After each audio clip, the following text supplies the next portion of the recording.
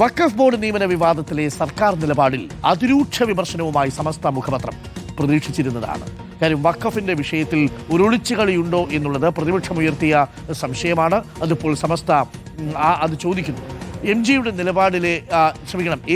നിലപാടിലെ നിഗൂഢത മതേതര കേരളത്തെ ആശങ്കപ്പെടുത്തുന്നു.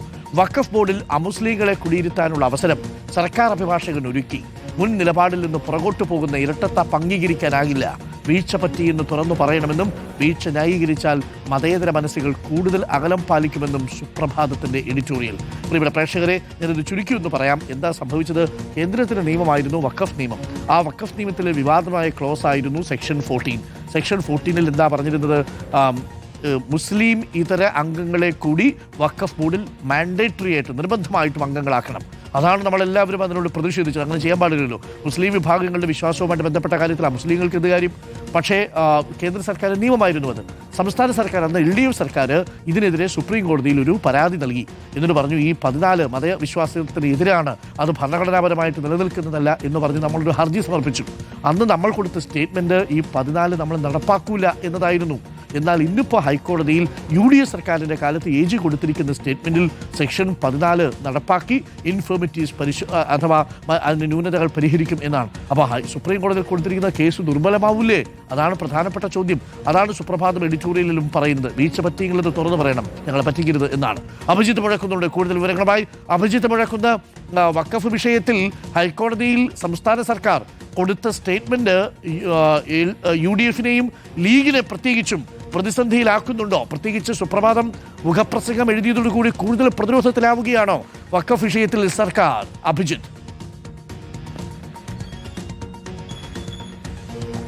അരുൺ, അങ്ങനെ തന്നെ കാണേണ്ടി വരും. സമസ്ത ഈ കാര്യത്തിൽ തങ്ങളുടെ നിലപാട് വ്യക്തമാക്കിയതോടെ, അതിരൂക്ഷമായ പ്രതികരണം നടത്തിയതോടെ ലീഗും കോൺഗ്രസും ഒക്കെ അതിൽ പ്രതിരോധത്തിലാകും എന്നുള്ള കാര്യത്തിൽ യാതൊരു സംശയവുമില്ല.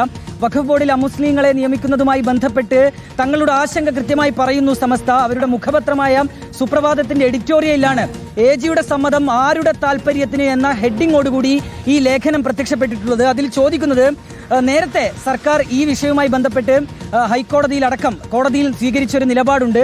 ആ നിലപാടിൽ നിന്ന് പിന്നോട്ട് പോകുന്നു. UDFനടക്കം സ്വീകരിച്ചൊരു നിലപാടുണ്ട്. അതിൽ നിന്നടക്കം പിന്നോട്ട് പോവുകയാണ്. തങ്ങളുടെ പ്രഖ്യാപിത നിലപാടിൽ നിന്ന് തന്നെ UDF നേതൃത്വം പിന്നോട്ട് പോകുന്നതാണോ ഈ AGയുടെ ഈ ഹൈക്കോടതിയിലെ നിലപാട് സൂചിപ്പിക്കുന്നത് എന്നുള്ളതാണ് ചോദ്യം. ഇതുമായി ബന്ധപ്പെട്ട് നേരത്തെ മുൻ സർക്കാരുകളും ഒരു നിലപാട് സ്വീകരിച്ചിരുന്നതാണ്. കോടതിയിൽ ആ ഘട്ടത്തിലാണ് ഇതിനെ ചോദ്യം ചെയ്തുകൊണ്ടുള്ള ഒരു ഹർജി കോടതിയിലേക്ക് എത്തുന്നത്. അപ്പോൾ ആ വിഷയത്തിൽ സർക്കാരിന്റെ നിലപാട് ഏറെ നിർണായകമായിരുന്നു. അതിനാൽ തന്നെ സർക്കാർ ഇങ്ങനെയൊരു നിലപാട് സ്വീകരിക്കുമ്പോൾ ഇതിന്റെ മുന്നോട്ടുള്ള പോക്കിൽ, അതായത് ഈ കേസിന്റെ മുന്നോട്ടുള്ള പോക്കിൽ അത് പ്രതിഫലിച്ചേക്കാം എന്നുള്ള ഒരു ആശങ്ക കൂടിയാണ് സമസ്ത പങ്കുവയ്ക്കുന്നത്. അത് മതേതര കേരളത്തിന് ഏറ്റൊരു തിരിച്ചടിയാണ്. വലിയ ഞെട്ടൽ ഇതുമായി ബന്ധപ്പെട്ടുണ്ട് എന്നുള്ളത് കൂടിയാണ് സമസ്ത സുപ്രഭാതം പത്രത്തിലെ എഡിറ്റോറിയലിൽ കൂടി വ്യക്തമാക്കുകയും ചെയ്യുന്നത്. മാത്രമല്ല, ഒന്നുകിൽ അവർ ചോദിക്കുന്നത് 2 പ്രധാനപ്പെട്ട കാര്യങ്ങളാണ് അരുൺകുമാർ. ഒന്നുകിൽ ഭരണ നേതൃത്വം നേരത്തെ എടുത്ത നിലപാടിൽ നിന്ന് പുറകിലോട്ട് പോകുന്നു. ഇനി അതല്ലെങ്കിൽ ഉയർത്തിപ്പിടിച്ച മുദ്രാവാക്യങ്ങൾ, അതായത് തങ്ങൾ നേരത്തെ പറഞ്ഞ കാര്യങ്ങളിൽ യാതൊരുവിധ ആത്മാർത്ഥതയുമില്ല എന്നവർ പറയുകയാണ്. ഇതിൽ ഏതാണ് ചെയ്തത് എന്നുള്ളതാണ് വ്യക്തമാക്കേണ്ടത്. ഇരട്ടത്താപ്പാണ് സർക്കാരിന്റെ ഭാഗത്തുനിന്നുണ്ടായത് എന്നൊരു വിമർശനം, അതിരൂക്ഷമായ വിമർശനം തന്നെ സമസ്ത ഉന്നയിക്കുകയാണ്. അപ്പോൾ ഈ ഇരട്ടത്താപ്പ് എങ്ങനെയാണ് സർക്കാരിന് ന്യായീകരിക്കാൻ കഴിയുക എന്നുള്ള ചോദ്യം കൂടി മുന്നോട്ട് വയ്ക്കുകയാണ്. ഈ കാര്യങ്ങളൊക്കെ, അതായത് ഒരു മതേതര സർക്കാർ എന്ന നിലയിലാണ് വി ഡി സതീശന്റെ നേതൃത്വത്തിലുള്ള സർക്കാർ വന്നിരിക്കുന്നത്.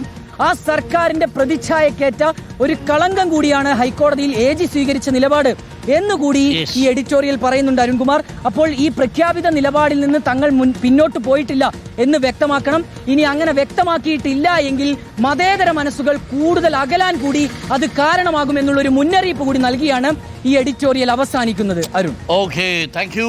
പ്രിയ പ്രേക്ഷകരെ, സർക്കാർ വീണ്ടും പ്രതിരോധത്തിലാവുന്നു. ഒരു ഭാഗത്ത് കറണ്ട് കട്ട്, ഒരു ഭാഗത്ത് വഖഫ് നിയമനത്തിൽ ഹൈക്കോടതിയിൽ കൊടുത്തിരിക്കുന്ന സ്റ്റേറ്റ്മെന്റ് രണ്ടും പാരയാണ്. വഖഫ്